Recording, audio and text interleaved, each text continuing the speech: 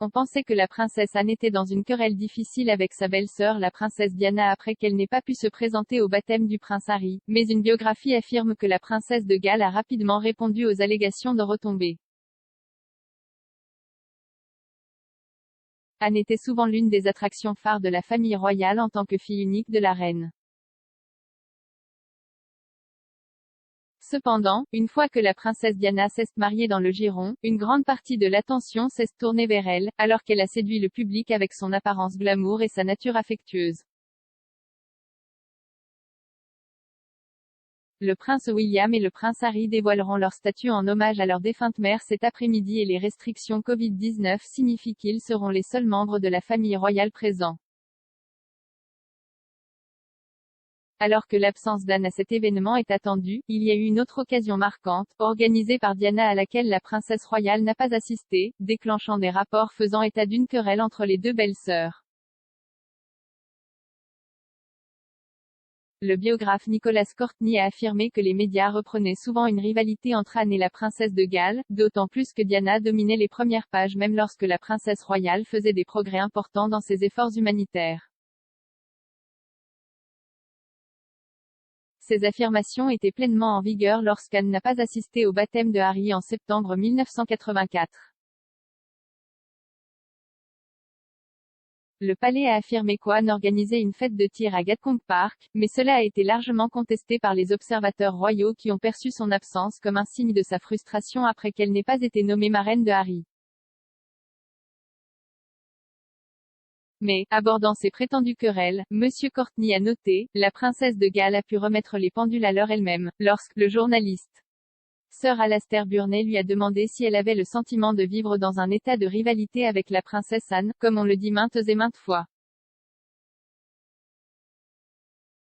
D'après son livre Princess Anne, à biographie, Diana a répondu « Aucun, la princesse Anne a travaillé incroyablement dur pour le Save the Children Fund et je suis son plus grand fan, car ce qu'elle entasse dans une journée, je ne pourrai jamais le réaliser.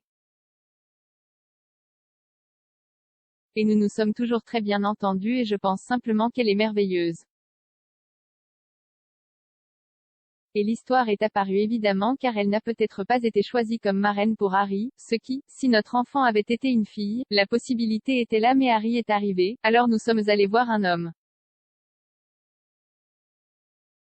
Diana et Charles ont fini par choisir 6 parrains et marraines pour Harry, Lady Celia Vestey, Dame Sarah Armstrong-Jones, Caroline Barthélemy, Brian Org, Gerald Ward et le prince Andrew. Pourtant, le biographe James Whittaker a rapporté les sentiments de Diana d'avoir Anne comme marraine très différemment. Selon lui, Diana a expliqué pourquoi Anne n'était pas la marraine de Harry en disant « Je ne l'aime tout simplement pas, elle peut être merveilleuse en faisant tout ce travail caritatif pour Save the Children et d'autres, mais je peux le faire aussi. »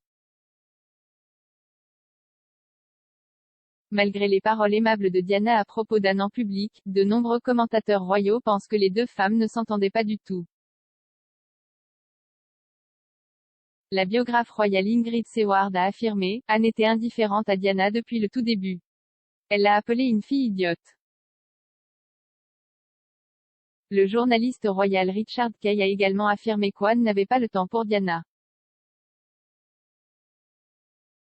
Il a déclaré « Elle n'aimait pas la façon dont elle s'acquittait de son devoir et la façon dont elle utilisait les caméras et les médias pour se promouvoir, à ses yeux. »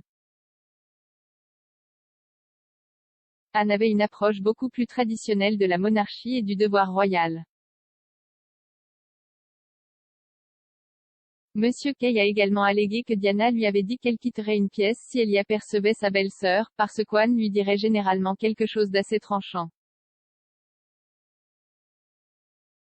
Mis à part leur écart d'âge de 11 ans, les deux femmes avaient des personnalités incroyablement différentes. Anne préférait éviter les regards des médias quand elle le pouvait, et a été décrite comme distante dans le passé. Diana, en revanche, appréciait parfois les projecteurs et tenait à repousser constamment les limites du protocole royal.